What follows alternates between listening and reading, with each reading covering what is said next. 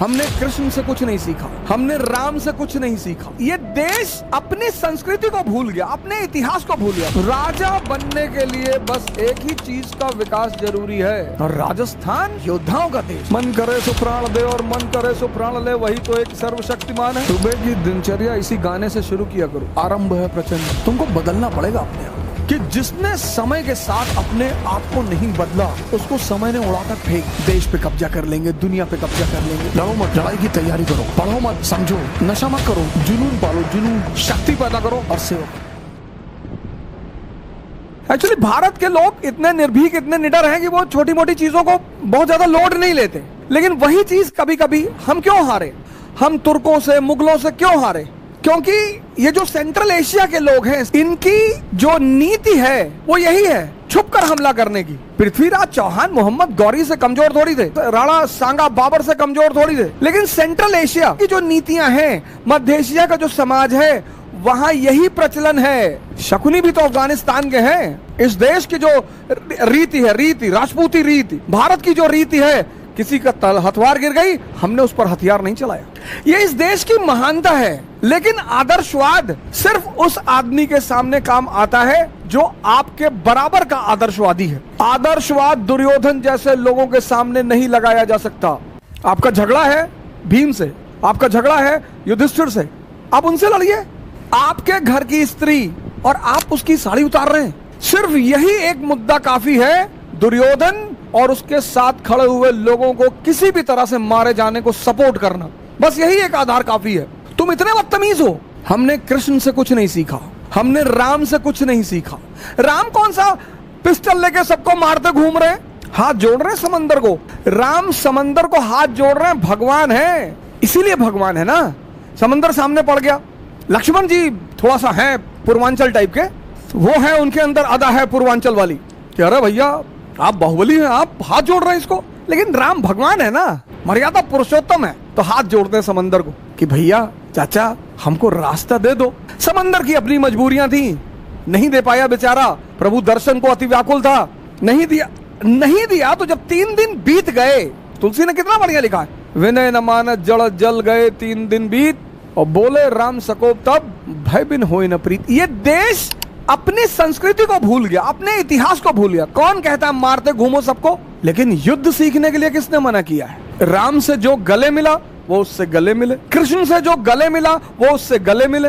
लेकिन जिसने बदतमीजी की, भारत को ऐसा बनना है। एक आदमी पूरे मध्यकाल के इतिहास में एक आदमी है जो इनकी मध्य एशियाई नीति को समझता है, और वो है शिवाजी। इसलिए इतनी बड़ी मुगल सेना शिवाजी का कुछ नहीं कर पाई, क्योंकि वो उसी भाषा में जवाब दे रहे थे जिसको ये समझते हैं। रावण को तुम कितना भी मारो, अगर नाभि पर नहीं मारोगे तब वो नहीं मरेगा। तुम भीष्म पितामह के ऊपर कितना भी बाण चलाओ, जब तक स्त्री को लाकर उसके सामने नहीं खड़ोगे उसको तुम हरा ही नहीं सकते हो। भीष्म पितामह को तुम युद्ध में गंगा पुत्र, जिसकी माँ अमृत तो प्रदान करती हो, उसके बेटे को कोई क्या मारेगा? तो अगर भीष्म को मारना है तो उसका हथियार उनसे रखवाना पड़ेगा। अगर द्रोणाचार्य को मारना है तो उनका हथियार उनसे रखवाना पड़ेगा। बहुत बड़े तोपखान बनने की जरूरत नहीं होती है। जैसे हमसे बहुत लोग कभी कभी आके, अरे सर आप बताइए क्या करना है, हम 20 घंटा पढ़ते हैं। 20 घंटा? अच्छा 20 घंटा पढ़ते हो। भारत की राजधानी बताओ है? भारत की राजधानी सारी बता दो, प्राचीन काल से। मगध की राजधानी, मौर्यों की राजधानी, गुप्तों की राजधानी, सारी राजधानी तब से लेकर आज तक बता दो। हमारे बाबा शेर से लड़ गए, बोला क्या हुआ? बोला चीर फाड़ के खा गया। जब तक तुम रावण की नाभि में अमृत है ये नहीं जानोगे, तब तक तुम रावण को नहीं मार पाओगे। अगर सिर्फ ताकत, शारीरिक ताकत के बल पर राजा का चयन होता तो जंगल का राजा होता हाथी या गैंडा। अगर सिर्फ मानसिक ताकत के बल पर जंगल के राजा का चयन होता तो लोमड़ी होती, भेड़िया होता। मैं बार बार आपसे एक बात कहता हूं, राजा बनने के लिए बस एक ही चीज का विकास जरूरी है, समझदारी। कोई स्कूल, कोई कॉलेज, कोई इंस्टीट्यूशन, कोई कोचिंग समझदारी नहीं पढ़ाती, और समझदारी सबसे ज्यादा पैदा होती है देखने से। इसीलिए भारत में दर्शन शब्द का इस्तेमाल किया, जो देखकर सीखा जाए। समझदारी। औरंगजेब बहुत मेहनत करने वाला आदमी, बहुत ईमानदार आदमी है औरंगजेब, इसमें कोई दो राय नहीं है। औरंगजेब ईमानदार आदमी है, बहुत ईमानदार आदमी है, इस बात पर मैं हमेशा समर्थन करता हूं। औरंगजेब व्यक्तिगत रूप में बहुत अच्छा आदमी है। औरंगजेब का जो सबसे खास दोस्त है वो है जय सिंह। इतिहास पढ़ो, औरंगजेब ने अपने भाई दारा को माफ नहीं किया, महाराजा जसवंत सिंह को माफ कर दिया। जसवंत सिंह दारा शिकोह के खेमे में थे जब उत्तराधिकार का युद्ध चल रहा था। जाओ पढ़ो इतिहास। सिर्फ किसी को गाली देने से कोई काम नहीं चलता, लेकिन उसने जसवंत सिंह को माफ कर दिया। जसवंत सिंह मरे, फिर राठौरों से झगड़ा हो गया इंदर सिंह को लेकर। शिवाजी के खिलाफ जो दक्षिण में उसने दक्कन में आर्मी भेजी, दिलेर खान को उसने कभी पूरा चार्ज नहीं दिया। शाइस्ता खान उसका रिश्तेदार, उसको कभी चार्ज नहीं दिया पूरा, लेकिन जय सिंह को उसने पूरा चार्ज दिया। शिवाजी को डेक्कन से कौन लाया औरंगजेब से मिलाने? जय सिंह। लेकिन औरंगजेब में शासक का दिमाग नहीं है, यही उसकी कमी है। औरंगजेब में या तो बहुत गुस्सा है एक आम आदमी की तरह, और या तो बहुत प्रेम है एक आम आदमी की तरह, और दोनों खतरनाक है। इस देश में औरंगजेब के साथ न्याय हुआ ही नहीं। मुसलमान उसको मुसलमान के रूप में देखते हैं। भैया 3 बजे सुबह उठता था, तो हमारा ड्राइवर भी 3 बजे उठता है सुबह, तो अपनी गाड़ी उसको दान कर दें। 3 बजे सुबह उठना अच्छी बात है। बड़े सारे मंदिर के पुजारी उठते हैं 3 बजे सुबह, बड़े सारे मस्जिद के मौलाना उठते हैं 3 बजे सुबह, तो सबको राजा बना दोगे? हिंदू उसको दुश्मन की नजर से देखते हैं। वो बेचारा जिंदगी भर परेशान रहा, जब तक जिंदा रहा, बाद में इतिहास ने उसको परेशान कर रखा है। उसकी कमी क्या है? मैं किस बात पे चर्चा कर रहा हूं? मैं चर्चा ये कर रहा हूं कि राजा के लिए समझदार होना जरूरी है। अकबर देखो, अकबर अब जो भी दिल्ली में बैठेगा, दिल्ली में उसको गुजरात पर कब्जा करना है, और दिल्ली और गुजरात के बीच में क्या है? राजस्थान। और राजस्थान योद्धाओं का देश है, युद्ध खेल है वहां पे, खेल। और जिस चीज को भी तुम खेल बना लोगे उसमें कोई तुमको हरा ना पाएगा। तभी तो कहता हूं ध्यान को खेल बना लो। जो भी करो, जो भी ध्यान में करो। तुम ही अब बचाओगे इस देश को। इस देश के युवा बॉडी बनाओ, ध्यान करो। नहीं पढ़ाई कर रहे हो ना, तो यूट्यूब मत देखो, अननेसेसरी मूवी मत देखो उसमें। और अगर यूट्यूब देख रहे हो तो सलाउद्दीन की कहानी देख लो। सलाउद्दीन की नहीं देखना चाहते हो, उमर की देख लो। उमर की नहीं देखना चाहते हो तो मुरारी बापू का रामचरितमानस का प्रवचन सुन लो, उपनिषद गंगा देख लो, फिदेल कैस्ट्रो की डॉक्यूमेंट्री देख लो। नहीं पढ़ने का मन कर रहा ना, मत पढ़ो। मत पढ़ो, मान लिया, चलो यूट्यूब देखोगे, देखो सलाउद्दीन की स्टोरी देख लो, उमर की स्टोरी देख लो, इस्लाम का इतिहास, क्रिश्चियनिटी का इतिहास, सोलोमन का इतिहास, सब तो पढ़ा है यार। एक से एक बेहतरीन टीचर यूट्यूब पर है, हिंदुस्तान के सुपरस्टार टीचर, एक से एक टीचर, एक से एक धमाकेदार टीचर यूट्यूब पे हैं। उन्हीं का कोई मुद्दा सुन लो। और मैं इस देश के युवाओं से हाथ जोड़कर प्रार्थना करूंगा, कृपया करके नीचता की पराकाष्ठा को ना पार करें। मैं इस देश के युवाओं से रिक्वेस्ट कर रहा हूं हाथ जोड़कर, तुम यार ऐसे ऐसे वीडियो बना रहे हो, उटपटांग वीडियो बना रहे हो, उलूल जुलूल वीडियो बना रहे हो, कुछ भी बोल रहे हो, तुमको गुलोटिन में लगा दिया जाएगा। गुलोटिन पढ़ना आज फ्रांस में, तो चारा काटने वाली मशीन होती है ना, कोई डिस्टर्ब दिमाग का शासक आ जाएगा ना हिंदुस्तान में, सब डेमोक्रेसी और ऐसी गायब हो जाएगा। ऐसे ले जाके चारे मशीन में लगा देगा। ऐसे कुछ अच्छा वीडियो बनाओ यार। चलो 50 व्यू है, लेकिन तुमको तो संतुष्टि है। मैं तो हर उस व्यक्ति को नमन करता हूं जो YouTube पर कुछ जानकारी डालते हैं। मैं तो खुद बहुत सारे टीचरों के YouTube के वीडियो सुनता हूं, इतनी नॉलेजेबल बातें वो बताते हैं, इतनी अच्छी अच्छी चीजें वो बताते हैं। अकबर दिमाग की बात कर रहा था, समझदारी का क्या रोल। अब अकबर को दिल्ली में बैठा उसे गुजरात पर कब्जा करना है। दिल्ली गुजरात के बीच में राजस्थान है, राजस्थान में राजपूत है, राजपूतों का खेल लड़ाई। आओ, मन करे सो प्राण दे और मन करे सो प्राण ले, वही तो एक सर्वशक्तिमान है। जीत की हवस नहीं किसी पे कोई वश नहीं।